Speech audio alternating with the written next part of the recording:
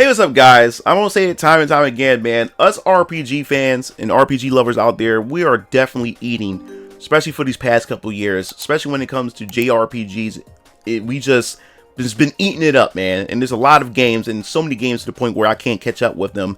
We definitely talked about in a previous video where we talked about Expedition 33. Despite it not being developed by Eastern Studio, we have a French studio, indie studio that decided to create an RPG that's pretty much inspired by JRPGs. And now we have a Canadian studio named Rio Games who are now creating a JRPG inspired game, and the name of this game is called Threads of Time. Now, even though we don't have much information about this title, this game was pretty much revealed during the Xbox presentation a couple months ago, and it definitely caught my attention. And the reason why it caught my attention is because it also has that classic turn-based, it also has that classic 90s JRPG feel.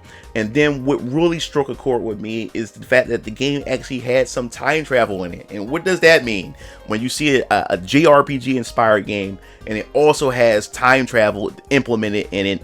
It will only reminisce Chrono Trigger itself. Now, I am a big sucker for Chrono Trigger. I think it is with JRPG, especially back in the 90s, that was before its time, no pun intended, that really shaped how I thought of video games at that time, especially when it comes to RPGs. That video games is more than just you pressing buttons, colorful sprites on the screen and everything like that. No, there's actually layer and depth when it comes to storytelling, and Chrono Trigger was one of those games that really opened things up for me when it comes to falling in love with JRPGs. And here it is, we have a game that's called Threads of Time, and this is coming from a Canadian studio who most likely have grown up, and they actually admitted that they took inspiration from Chrono Trigger, and you can see it all in the game.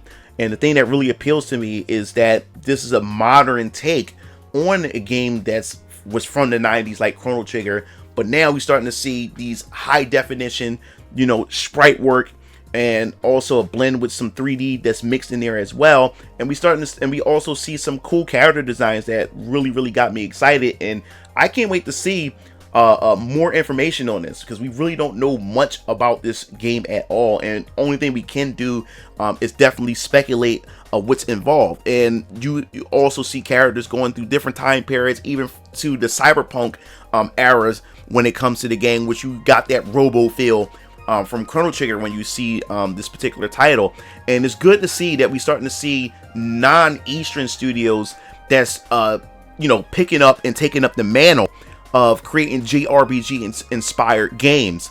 You know what I'm saying? And actually, I would dare to say, this may be a hot take, that may actually almost do it better than some of these Eastern studios. And because, when you're a fan of something and you really take pride, or you really love something as a fan, you tend to go in hard on it, because you know the things that you like in your JRPGs. So when you go out and create your own, you kind of inject that love that you have for those classic JRPGs. Because I'm going to admit to you, like, even though JRPGs, in my personal opinions, is my best form of the genre and everything, and they have gave me some of my favorite games, there's still JRPGs out there, or the genre itself still doesn't hit the same. Even though they're good, they don't hit the same like the classics.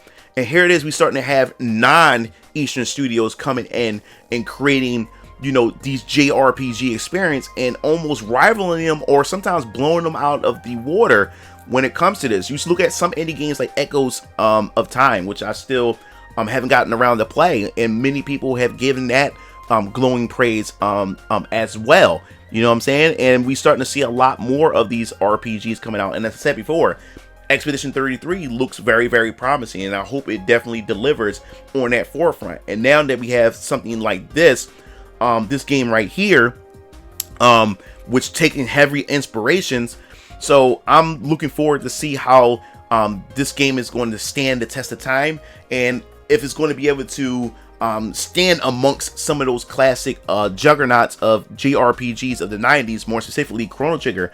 Will it be a love letter to Chrono Trigger?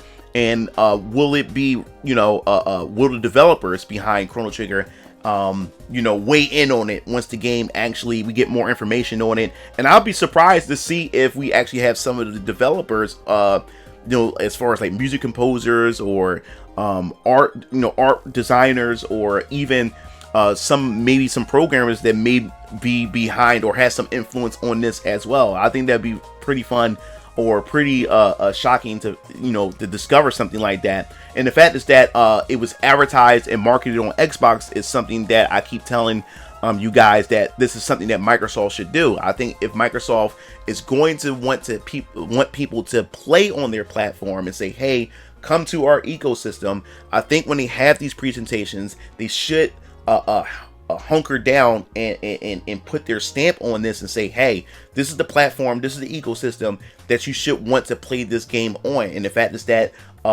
Threads of Time was advertised on this. I definitely want to actually play it on the Xbox. And in fact, the only thing I say this, I am praying, I'm going to say this to Microsoft and the Xbox brand, please don't let Threads of Time, to be a digital only type of experience. Please. Now, like I said before, there's not much on this, but if there happens to be any information and details on it, definitely let me know in the comment sections below. But please, I say this to Microsoft, please allow this to have a physical copy. I need to have a physical copy of this game, because if you don't release a physical copy of Threads of Time and it's coming out for other platforms, I'm just going to get it on the other platform that has the physical version, aka either Nintendo Switch 2 or PlayStation 5. I would end up probably getting it on either one of those consoles if you don't have this game physical, because I won't waste my time on this. So if you want players and you want people to invest in your ecosystem, please have a physical version, because you're going to lose a buyer like myself who wants to get it and support it, because I have a lot of JRPGs on my Xbox Series X that have physical versions, and I would love to have this part of my Xbox Series X physical collection. So please listen, Microsoft, please do that. But that pretty much wraps up this video. I'll definitely want to hear your thoughts in the comment section below.